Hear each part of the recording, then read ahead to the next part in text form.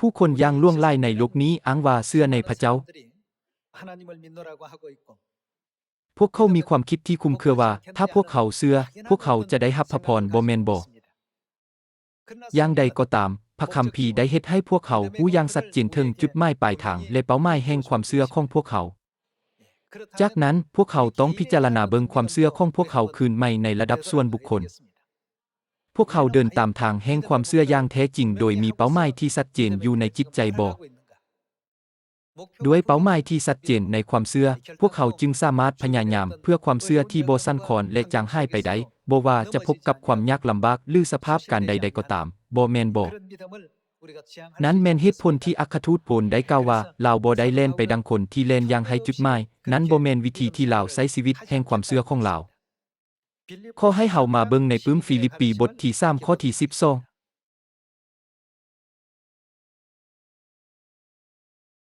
ฟิลิปปีบทที่3ข้อที่12เฮาบ่ขออ้างตนว่าถึงที่สำเร็จแล้วหรือเป็นคนดีสมบูรณ์แบบแล้วแต่เฮากำลังบากบั่นมุ่งหน้าเพื่อสิ่งเอาหางวันเพราะพระเยซูคริสต์ได้สิ่งเอาเฮาเป็นของพระองค์แล้วพี่น้องทั้งหลายของเฮาแม่นอยู่เฮาบ่ได้คิดว่าเฮาชนะแล้วแต่สิ่งหนึ่งที่เฮาเฮ็ดแม่นลืมสิ่งที่อยู่เบื้องหลังและบุกตัวเต็มกำลังเพื่อจะไปถึงสิ่งที่อยู่เบื้องหน้าลาวกำลังแล่นบากบั่นมุ่งไปหาสิ่งใดลักไสเว้าอีกอย่างหนึ่งว่ามุ่งหน้าไปสู่ลักไสสามารถแสดงออกเป็นมุ่งหน้าไปสู่จุดหมายแม่นบ่ในความเชื่อของลาวปนมีเป้าหมายความฝันความทะเยอทะยานและสิ่งที่ลาวอยากเฮ็ดให้สำเร็จฉะนั้นเฮาจึงเล่นบากบั่นมุ่งหน้าไปสู่ลักไสเพื่อจะได้รับรางวัลคือชีวิตที่พระเจ้าได้เอิ้นโดยทางพระเยซูคริสต์ให้ไปรับเอาอยู่เบื้องเทิงเว้าอีกอย่างหนึ่งว่าลาวติดตามเส้นทางนั้นและเล่นไปตามเส้นทางนั้นอย่างมีพลังดังเส้นนั้นพวกเขาก็ควรจะมีลักไสและความมุ่งหมายนั้นเช่นกันเมื่อทึกถามว่าเป็นหยังเจ้าจึงเชื่อในพระเจ้าหลายคนตอบโดยบ่ได้คิดหลายและเว้าง่ายๆว่าเป็นย้อนเพื่อนบ้านแนะนำหรือเป็นย้อนหมู่สนิทคนหนึ่งได้เชิญค่อยไปคริสตจักรอย่างใดก็ตามเนื่องจากความเชื่อได้ถูกพรรณนาว่าเป็นการย่างอยู่ในทิ่นแห้งแล้งกันดารแห่งความเชื่อความยากลำบากหลายอย่างจึงสามารถเกิดขึ้นได้ทิ่นแห้งแล้งกันดารแม่นสถานที่ที่มีสภาพต่างๆที่คาดแคลน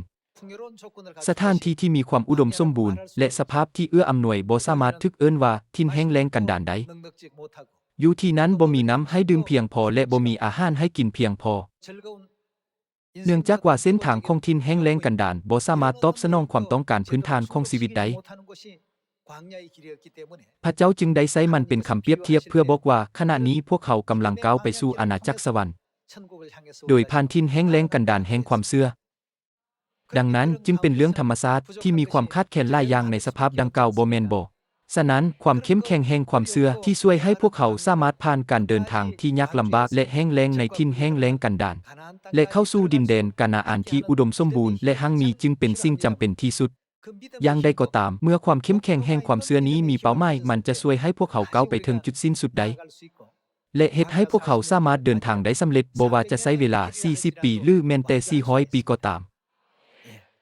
แล้วพวกเขากำลังเล่นไปตามเส้นทางแห่งความเชื่อเพื่อไปสู่ลักไสนั้นแท้ๆบ่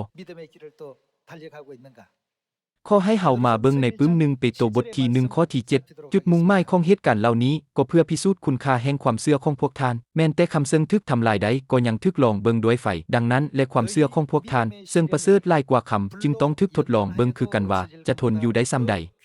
แล้วพวกท่านก็จะได้รับคำสรรเสริญสง่าราศีและเกียรติศักดิ์ศรีในมื้อที่พระเยซูคริสต์มาปรากฏพวกท่านเป็นแนวใดฮักพระองค์แม้นว่าพวกท่านบ่ได้เห็นพระองค์และพวกท่านเชื่อในพระองค์แม้นว่าบ่เห็นพระองค์ในเวลานี้ก็ตามดังนั้นพวกท่านจึงดีอกดีใจด้วยความสมชื่นยินดีอันใหญ่และน่าสรรเสริญเกินที่จะอธิบายได้เป็นถ้อยคำเพราะพวกท่านได้รับตามความมุ่งหมายแห่งความเชื่อของพวกท่านในพระองค์คือนั้นแม่นยังดวงวิญญาณของพวกท่านจะได้พ้นบรรดาท่านลักไสสุดท้ายแห่งความเชื่อของพวกเขาแม่นดวงวิญญาณของพวกเขาจะได้พ้นมันบ่แม่นเรื่องการใช้และการแสดงสิทธิอำนาจภายในคริสตจักรเมื่อพวกเขามาคริสตจักรยำเกรงพระเจ้านมัสการพระเจ้าและมุ่งมั่นที่จะดำเนินชีวิตอันชอบธรรมตามคำสอนของพระเจ้าลักไสสูงสุดที่อยู่เบื้องหลังสิ่งทั้งหมดนี้แม่นเพื่อบรรลุถึงความพ้นของจิตวิญญาณของพวกเขาที่พระเจ้าได้ทรงสัญญาและจัดเตรียมไว้สำหรับพวกเขาบ่แม่นบ่ ทุกท่านควรจะสามารถแล่นไปสู่หลักไสนั้นให้ได้หลังจากนั้นได้มีบันทึกไว้ว่าความมุ่งหมายแห่งความเชื่อแม่นจิตวิญญาณจะได้พ้นอย่างได้บันทึกไว้ว่าพระเจ้าได้ทรงเสด็จมาสู่โลกนี้ในสภาพเนื้อหนังเพื่อความพ้นนี้บ่แม่นบ่ขอให้พวกเขาเปิดไปในปึ้มเฮบเรบทที่9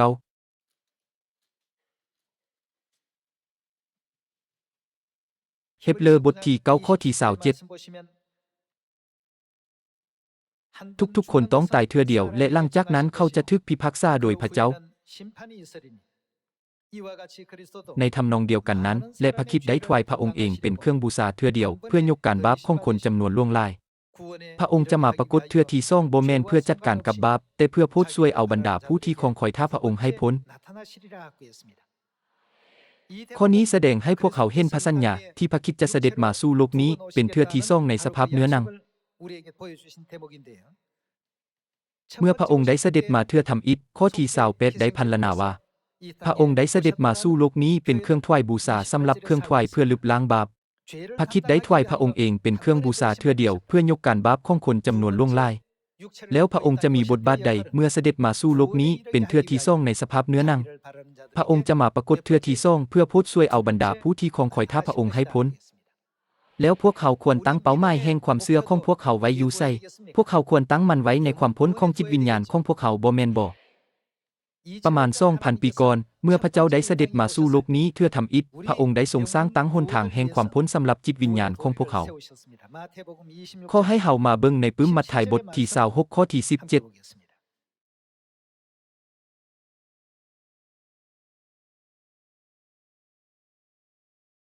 ในมื้อที่1ของเทศกาลกินข้าวจีบ่มีเสื้อแป้งพวกสาวกได้มาหาพระเยซูและถามพระองค์ว่าท่านอยากให้พวกผู้ข้าจัดแจงอาหารปัสกาสำหรับท่านอยู่ที่ใดอิงตามมัทธิวบทที่26บรรดาสาวกได้ไปหาไผพวกเขาได้มาหาพระเยซูและถามว่าท่านอยากให้พวกผู้ข้าจัดแจงอาหารปัสกาสำหรับท่านอยู่ที่ใดความจริงแห่งชีวิตคือปัสกาซึ่งพระเยซูและบรรดาสาวกถือว่ามีความสำคัญหลายนั้นบ่สามารถพบเห็นอยู่ในคริสตจักรใดๆในทุกมื้อนี้พวกเขาสามารถเว้าได้ว่าคริสตจักรที่บ่มีปัสกาแม่นสูญเสียพลังชีวิตของมันบรรดาทานดังเดิมนั้นสัญลักษณ์ไม้กางแขนเป็นประเพณีนอกศาสนาที่ถูกสืบทอดมาจากบาบิโลนส่วนใหญ่แล้วพวกมันได้ถูกตั้งไว้ในสุสานมันได้ถูกตั้งไว้ในบ่อนที่บ่มีชีวิตแต่ในทุกมื้อนี้มันได้ถูกติดอยู่ถึงยอดแรมของคริสตจักรให้เบิ่งข้อที่17อีกเทื่อนึงในมื้อที่1ของเทศกาลกินข้าวจีบ่มีเสื้อแป้งพวกสาวกได้มาหาพระเยซูและถามพระองค์ว่าท่านอยากให้พวกผู้ข้าจัดแจงอาหารปัสกาสำหรับท่านอยู่ที่ใดจงเข้าไปหาคนหนึ่งอยู่ในกรุงพระองค์ตอบเข้าและบอกลาว่าอาจารย์บอกว่าเวลาของเฮาใกล้เข้ามาแล้วพวกสาวกของเฮากับเฮาจะพระเยซูจะส่งเฮ็ดหยังฉลองปัสกาที่บ้านของเจ้าคริสตจักรต่างๆในทุกมื้อนี้เว้าว่าพวกเขาบ่จำเป็นต้องฉลองปัสกาในขณะที่พระเยซูทรงกล่าวว่าเฮาจะฉลองปัสกาพวกเขาได้ประทิมความจริงที่ล้ำค่าทั้งหมดนี้และพิสูจน์ว่าพวกเขาอยู่ห่างไกลจากความจริงแม่นไผที่กล่าวว่าเฮาจะฉลองปัสกาที่บ้านของเจ้านี้แม่นพระคำที่พระเยซูเองได้ทรงถ่ายทอดโดยกงแก่บรรดาสาวกของพระองค์ขอให้เบิ่งข้อที่19พวกสาวกก็ปฏิบัติตามที่พระเยซูได้บอกพวกตนพวกเขาได้ปฏิบัติตามสิ่งที่พระเยซูได้ทรงบอกพวกเขาให้เฮ็ดถ้าปัสกาบ่มีคำสัญญาใดที่จะช่วยมนุษย์ให้พ้นเป็นหยังจึงถูกบันทึกไว้ในข่าวประเสริฐของพระคัมภีร์ทั้งหมดนั้นก็เพราะว่ามันมีความจำเป็นบรรดาสาวกบ่ได้กระเกียมตามความคิดริเริ่มของตนหรือตามที่พวกเขาคิดว่าถูกต้องแต่ว่าบรรดาสาวกได้เฮ็ดตามที่พระเยซูได้ทรงบอกและได้ทรงจัดแจงอาหารปัสกาไว้พระเยซูได้ทรงแนะนำพวกเขาแล้วอย่างละเอียดเกี่ยวกับวิธีกระเกียมปัสกาขอให้มาเบิ่งว่าปัสกาที่ได้จัดเตรียมไว้นั้นได้ดำเนินการไปอย่างใดข้อที่26ขณะที่พวกเขายังกินอยู่นั้นพระเยซูก็จับเอาข้าวจีขึ้นมาและอ้อนวอนขอบพระคุณพระองค์หักข้าวจีนั้นและยืนให้พวกสาวกพระองค์กล่าวแก่พวกเขาว่าจงรับเอากินเถิดนี้และแม่นกายของเฮานี้แม่นสิ่งที่พระเยซูได้ทรงบอกแก่พวกเขา พระเยซูได้ทรงสั่งพวกเขาให้กะเกียมปัสคาและทรงให้พวกเขากะเกียมข้าวจีหลังจากอ้อนวอนขอบพระคุณถึงข้าวจีแล้วพระเยซูก็กล่าวว่าจงรับเอาไปกินเถิดนี้และแม่นกายของเฮาแล้วพระองค์ก็จับเอาจอกขึ้นมาขอบคุณพระเจ้าจอกนี้บรรจุเหล้าองุ่นปัสคาแม่นบ่และยืนให้พวกเขาพระองค์กล่าวว่าพระองค์ทรงกล่าวว่าแนวใดพวกท่านทุกคนจงดื่มเถิดนี้และแม่นเลือดของไผเลือดของเฮาซึ่งลั่งไหลออกสำหรับคนเป็นอันมากเพื่อการบาปจะได้รับอภัยพระเจ้าประทับตาคำมั่นสัญญาของพระองค์ด้วยเลือดนี้พระเจ้าได้ทรงประกาศมื้อของเทศกาลปัสคาเป็นมื้อประกาศคำมั่นสัญญาใหม่และเฮ็ดให้มนุษย์ทั้งปวงรู้ว่าเป็นมื้อปัสคาแห่งคำมั่นสัญญาใหม่ถ้าจะปฏิบัติตามปัสคาตามบัญญัติของโมเสสแม้นจำเป็นต้องมีสัตว์อย่างแน่นอนแต่พระเยซูได้ทรงจับเอาข้าวจีและเหล้าองุ่นขึ้นมาและอ้อนวอนขอบพระคุณหลังจากนั้นพระองค์ได้ทรงอธิบายความหมายของข้าวจีนั้นแก่บรรดาสาวกข้าวจีนี้แม่นเนื้อกายที่บริสุทธิ์แห่งพระคุณที่เฮามอบให้พวกท่านเพื่อให้อภัยบาปและเพื่อความพ้นของพวกท่านนี้แม่นกายของเฮาพระองค์ยังได้ให้จอกเหล้าองุ่นปัสคาด้วยจอกนี้แม่นคำมั่นสัญญาใหม่ของพระเจ้าซึ่งใส่เลือดของเฮาประทับตาพระเจ้าประทับตาคำมั่นสัญญาของพระองค์ด้วยเลือดนี้ลูกาได้บันทึกเวียกงานแห่งความพ้นนี้ไว้ในข่าวประเสริฐของลูกาดังนี้ขอให้เฮามาเบิ่งข่าวประเสริฐของลูกาบทที่22ข้อที่7ลูกาบทที่22ข้อที่7พอถึงเทศกาลข้าวจีบ่มีเสื้อแป้งเมื่อมีการฆ่าแกะสำหรับอาหารปัสคาพระเยซูก็ไสพระเยซูทรงไสไผไปเปโตรกับโยฮันไปการกระทำของเปโตรและโยฮันเป็นสิ่งที่พวกเขาทุกคนควรเรียนรู้พระเยซูก็ไสเปโตรกับโยฮันไปและให้คำแนะนำว่าจงไปจัดแจงอาหารปัสคาสำหรับพวกเขาให้เรียบร้อยพวกเขาควรจะกระเกียมยังเพื่อรับประทานท่านอยากให้พวกผู้ฆ่าไปจัดแจงอยู่ที่ใดเข้าถามพระองค์พระเยซูตอบว่าพอหมู่เจ้าเข้าไปในเมืองก็จะมีชายคนหนึ่งแบกหม้อนำมาพบจงตามไปยังเฮือนที่ลาวเข้าไปนั้นและเว้ากับเจ้าของเฮือนว่าอาจารย์ถามทานว่าห้องที่เพิ่นกับพวกสาวกจะกินอาหารปัสคาอยู่ไสเจ้าของเฮือนจะซี้ให้หมู่เจ้าเห็นห้องโถงสันเถิงที่ตกแต่งไว้เรียบร้อยแล้วบ่อนนั้นและที่หมู่เจ้าจะจัดแจงทุกสิ่งไว้สำหรับพวกเขาดังนั้นทั้งสองจึงไปและพบทุกสิ่งตามที่พระเยซูได้บอกนั้นแล้วเขาก็ได้จัดแจงอาหารสำหรับปัสคาเมื่อถึงโมงแล้วพระเยซูก็นั่งประจำที่ของพระองค์ร่วมกับไพพวกอัครทูตพระองค์กล่าวแก่พวกเขาว่าดนนานแล้วที่เฮาปรารถนาอย่างแห่งกาที่จะกินอาหารปัสคานี้กับพวกท่านก่อนเฮาจะทนทุกข์ทรมานพระองค์ได้ทรงกล่าวว่าแนวใดดนนานแล้วที่เฮาปรารถนาอย่างแห่งกาที่จะกินอาหารปัสคานี้จุดประสงค์ของพระเจ้าที่เสด็จมาสู่โลกนี้ในสภาพเนื้อนั่งโดยไซพระนามของพระเยซูเมื่อเสด็จมาเพื่อทำอิฐแมนเพื่อซอกฆ่าและพดเอาคนที่เสียไปให้พ้นนี้ได้บันทึกไว้ในลูกาบทที่19บ่แม่นบ่พระเยซูทรงปรารถนาอย่างแห่งกาหลายเพียงใดที่จะกินอาหารปัสคาแสดงให้เห็นว่าปัสคาสำคัญต่อพระองค์หลายเพียงใดบ่แม่นบ่พระองค์ได้ทรงเน้นย้ำถึงความสำคัญของมันโดยกล่าวว่าอย่างแห่งกาและปรารถนานั้นบ่แม่นความต้องการเพียงแต่ 10% หรือ 20% แต่แม่น 100% 200% แม่นแต่ 1,000% หรือหลายกว่านั้นนี้แม่นปัสคาที่พระเยซูได้ทรงจารึกไว้อย่างลึกซึ้งในข่าวประเสริฐขอให้มาสืบต่อเบิ่งในข้อที่19แล้วพระองค์ก็จับเอาข้าวจีขึ้นมาขอบคุณพระเจ้าเมื่อพระองค์หักข้าวจีนั้นแล้วจึงยืนให้พวกสาวกและกล่าวว่านี้และแม่นกายของเฮาซึ่งเป็นเครื่องบูชาแก่พระเจ้าเพื่อทานทั้งหลายจงเฮ็ดอย่างนี้ให้เป็นที่ระลึกถึงเฮาเมื่อกินข้าวแล้วพระองค์ก็จับเอาจอกขึ้นมาเหล้าองุ่นปัสคาได้บรรจุอยู่ในจอกนี้แม่นบ่และเฮ็ดอย่างเดียวกันโดยกล่าวว่าจอกนี้เป็นคำมั่นสัญญาแบบใดคำมั่นสัญญาใหม่ของพระเจ้าซึ่งใส่เลือดของเฮาประทับตาคือเลือดที่ลั่งไหลเพื่อได้ลั่งไหลออกเพื่อภัยทานทั้งหลายพระเยซูได้ทรงกล่าวว่านี้เป็นกฎหมายที่พระเจ้าได้ทรงตั้งขึ้นเพื่อมนุษย์ทั้งปวง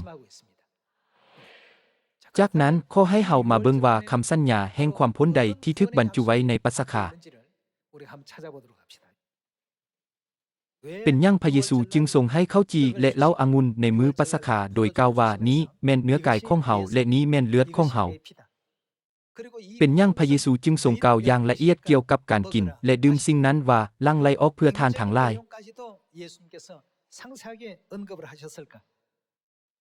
ขอให้เฮามาเบิ่งในปื้มโยฮันบทที่6ข้อที่53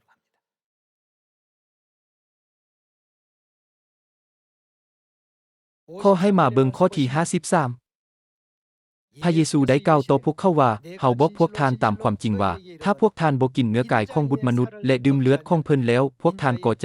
านจะบ่มีหยังบ่มีชีวิตในพวกท่านเองเกี่ยวกับเนื้อกายของพระเยซูและเลือดของพระเยซูพวกเขาบ่สามารถกินและดื่มได้แล้วแม่นหยังที่ทึกแสดงให้เห็นว่าเป็นเนื้อกายของพระเยซูและเลือดของพระเยซูนั้นแม่นข้าวจีปัสสาและเหล้าองุ่นปัสสาพระเยซูได้ทรงใส่เปโตรและโยฮันซึ่งเป็นสาวกที่ใกล้ชิดของพระองค์ไปจัดเตรียมสำหรับงานนี้และพระองค์ได้ทรงเน้นย้ำซ้ำแล้วซ้ำอีกว่าดนนานแล้วที่เฮาปรารถนาอย่างแห่งกาที่จะกินอาหารปัสสานี้กับพวกท่านก่อนเฮาจะทนทุกข์ทรมานพระองค์ได้ทรงกล่าวว่าสิ่งทั้งหมดนี้แม่นพระองค์ทรงเฮ็ดเพื่อพวกเขาพระองค์ได้ทรงกล่าวย้ำหลายเทื่อกับบรรดาสาวกว่าความจริงนี้ถูกมอบให้แก่ผู้ที่ต้องได้รับความพ้นนี้แม่นเหตุผลที่ปัสสาได้ถูกกล่าวถึงในข่าวประเสริฐของมัทธิวมาระโกลูกาและโยฮันปัสสาได้เกี่ยวข้องอย่างใกล้ชิดกับความพ้นของพวกเขาด้วยเหตุนี้ในโยฮันบทที่6ข้อที่53พระเยซูจึงทรงกล่าวว่าถ้าพวกท่านบ่กินเนื้อกายของบุตรมนุษย์และดื่มเลือดของพระองค์แล้วพระเยซูได้ทรงบอกว่าพวกเขาบ่มีหยังพวกท่านก็จะบ่มีชีวิตในพวกท่านเองพระองค์ทรงหมายความว่าพวกเขาอยู่ในสภาพแห่งความตายแม้นไผเป็นผู้ถือกระเจแห่งชีวิตและความตายพระเจ้าของพวกเขาได้ถือกระเจนั้นพระเจ้าผู้ที่ทรงเสด็จมาในสภาพเนื้อหนังและเป็นที่รู้จักในพระนามพระเยซูในโลกนี้ได้ทรงเฮ็ดให้พวกเขารู้ความจริงที่ว่าพวกเขาบ่สามารถมีชีวิตได้ถ้าพวกเขาบ่กินเนื้อกายและดื่มเลือดของพระองค์ข้อที่54ผู้ที่กินเนื้อกายของเฮาและดื่มเลือดของเฮาก็มีชีวิตอันตลอดไปเป็นนิจและเฮาจะพระองค์จะทรงเฮ็ดหยังให้เขาเป็นคืนมาสู่ชีวิตในมื้อสุดท้ายด้วยว่าเนื้อกายของเฮาเป็นอาหารอันแท้และเลือดของเฮาก็เป็นเครื่องดื่มอันแท้ผู้ที่กินเนื้อกายของเฮาและดื่มเลือดของเฮาก็มีชีวิตอยู่ในเฮาและเฮาก็มีชีวิตอยู่ในผู้นั้นพระเจ้าได้ทรงประทานพระพรที่ล้ำค่านี้ให้แก่พวกเขาเพื่อว่าพระองค์จะสถิตอยู่ในพวกเขาและพวกเขาจะสามารถอยู่ในพระองค์ได้เมื่อโซนกษัตริย์องค์ทำอิฐของชาติอิสราเอลบูฮานทรงมีพระวิญญาณบริสุทธิ์ของพระเจ้าอยู่นำนั้นเพิ่นได้ปกครองประเทศได้ดีทุกครั้งที่เพิ่นออกไปสู้รบพระเจ้าได้ทรงช่วยเหลือเพิ่นอยู่เสมอดังนั้นเพิ่นจึงดำรงชีวิตอยู่ในสง่าราศีแห่งไสยชนะประเทศนั้นได้มีความเจริญรุ่งเรืองหลายอย่างใดก็ตามในขณะที่กษัตริย์โซนบ่เชื่อฟังพระประสงค์ของพระเจ้าอย่างต่อเนื่องและความทะนงตัวของเพิ่นได้เพิ่มขึ้นอย่างต่อเนื่องนั้นในที่สุดพระวิญญาณบริสุทธิ์ก็บ่สามารถอยู่กับเพิ่นได้อีกต่อไปและจากเพิ่นไปในที่สุดดังนั้นเมื่อพระเจ้าทรงออกไปจากโซนแล้ววิญญาณชั่วก็เข้ามาสิงเพิ่นในทันทีและเฮ็ดให้เพิ่นกลายเป็นคนที่มีพฤติกรรมที่ถือว่าบ่มีเหตุผลบรรดาทานคนใจร้อนและคนสุภาพอ่อนโยนขับรถคือกันบ่พวกเขาขับรถในลักษณะที่แตกต่างกันข้าพเจ้าบ่ได้ดูทุกลาวแต่ในอดีตข้าพเจ้าได้รู้จักคนหนึ่งที่มีทักษะการขับรถที่เก่งหลายเวลาขับรถพวกเขาเบิ่งทางล่างอย่างระมัดระวังและถอยรถอย่างระมัดระวังแต่บุคคลนี้บ่ได้เฮ็ดเช่นนั้นเราสามารถถอยรถได้เก่งหลายด้วยเสียงเอียดและบึนแล้วมันก็หายไปในทันทีเส้นเดียวกับที่รถคันเดียวกันสามารถปรากฏแตกต่างกันขึ้นอยู่กับว่าใครเป็นคนขับรถนั้นถึงแม้นว่าโซนเป็นคนเดียวกันแต่การกระทำของเราก็แตกต่างกันอย่างสิ้นเชิงเมื่อพระวิญญาณบริสุทธิ์ของพระเจ้าสถิตอยู่ภายในเราเทียบกับเวลาที่วิญญาณชั่วเข้ามาหุกคานเรานี้แม่นสิ่งที่สามารถเห็นได้อย่างชัดเจนอย่างใดก็ตามพระเจ้าได้ทรงกล่าวอย่างใดผู้ที่กินเนื้อกายของเฮาและดื่มเลือดของเฮาก็มีชีวิตอยู่ในเฮาและเฮาก็มีชีวิตอยู่ในผู้นั้นและพระองค์จะทรงอยู่ในบ่อนใดพระเจ้าได้ทรงกล่าวว่าพระองค์จะทรงอยู่ในพวกเขาดังนั้นปัสสาสร้างล้ำค่าอย่างแท้จริงบ่แม่นบ่ทุกคนที่อยู่ในคำมั่นสัญญาไม่ที่ล้ำค่านี้จะได้รับพระพรแห่งชีวิตนิรันดร์พร้อมกับการสถิตอยู่ของพระวิญญาณบริสุทธิ์ผ่านเวียกงานที่ศักดิ์สิทธิ์ของพระวิญญาณบริสุทธิ์ของพระเจ้าด้วยเหตุนี้ประชาชนของพระเจ้าจึงปฏิบัติตามความจริงของปัสสาอย่างใดก็ตามพระเจ้าได้ทรงทำไว้แล้วว่าถ้อยคำที่บริสุทธิ์ของพระเจ้าจะสูญหายไปขอให้เฮามาเบิ่งว่าแม่นไผจะพยายามทำลายพระคำเหล่านั้นโดยเปิดไปในปึ้มดานีเอลบทที่7ข้อที่20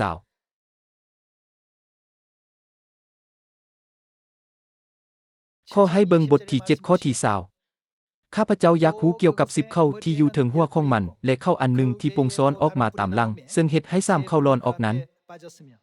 พวกท่านที่ได้ศึกษาคำทำนายของดานีเองได้รู้แล้วว่าเข้าหมายถึงอาณาจักรบ่แม่นบ่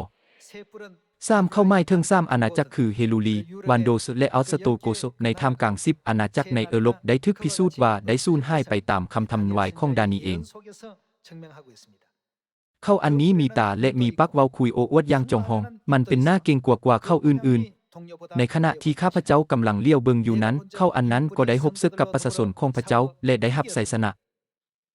ในเหตุการณ์ที่ทึกทำนายไว้บรรดาผู้เชื่อถือได้พ่ายแพ้และผู้ที่ต่อต้านพวกเขาได้รับชัยชนะหลายกว่าข้อที่22มันเอาชนะพวกเขาแต่จะเป็นเวลาเพียงชั่วคราวแล้วผู้มีชีวิตอยู่ตลอดไปก็มานั้นแม่นพระเจ้าก็มาประกาศตัดสินเข้าข้างประชาชนของพระเจ้าองค์สูงสุด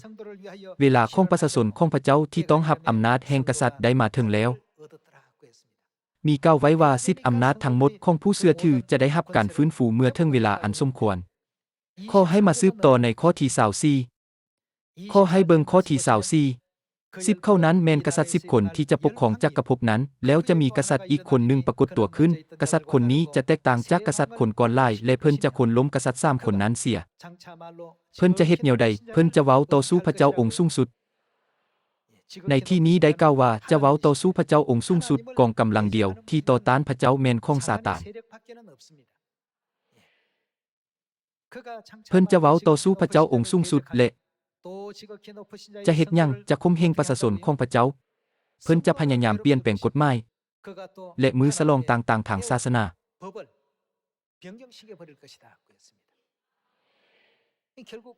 ดังที่ได้ทำนายไว้ปัสกาได้ถูกยกเลิกในคศ325และในคศ321คือ4ปีก่อนหน้านั้นมือพระได้ถูกยกเลิกทุกสิ่งได้สำเร็จตามคำทำนายเทื่อละอย่า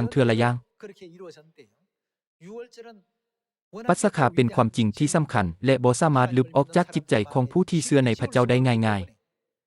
ดังนั้นจึงได้มีความพยายามเพื่อทำอิฐที่จะยกเลิกปัสกาในคศ155ประมาณคศ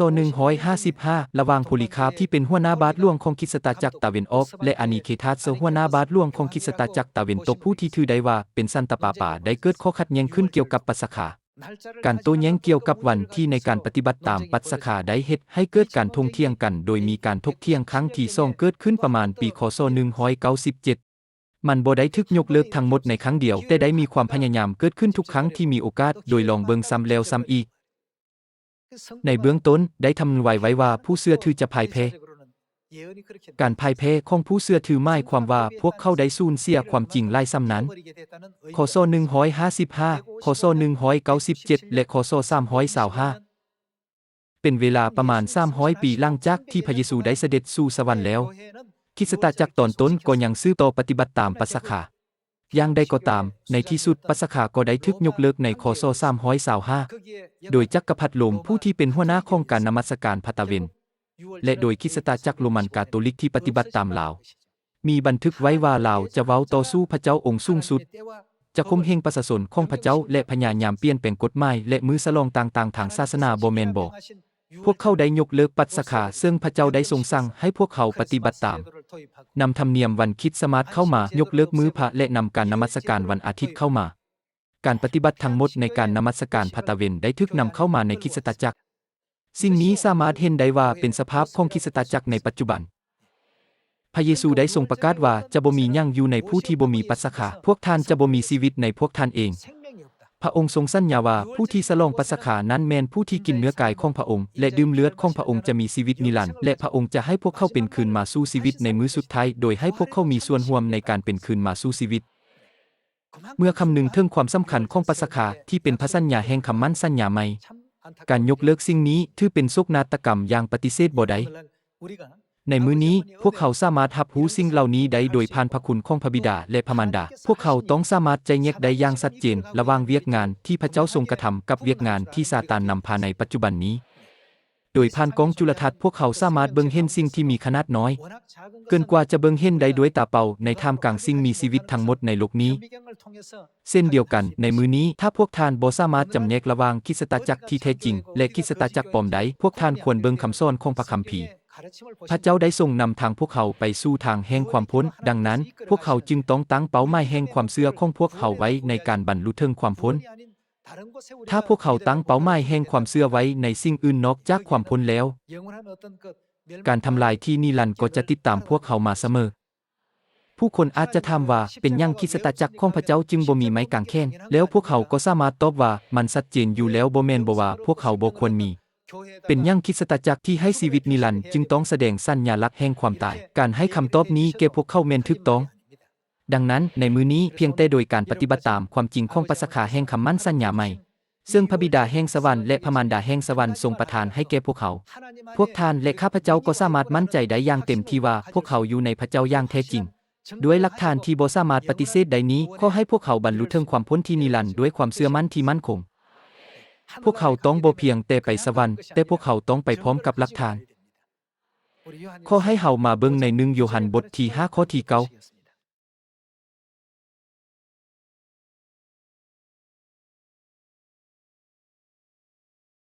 พวกเขาเชื่อคำพิญาณของมนุษย์แต่คำพิญาณของพระเจ้าก็หนักแน่นและสำคัญกว่า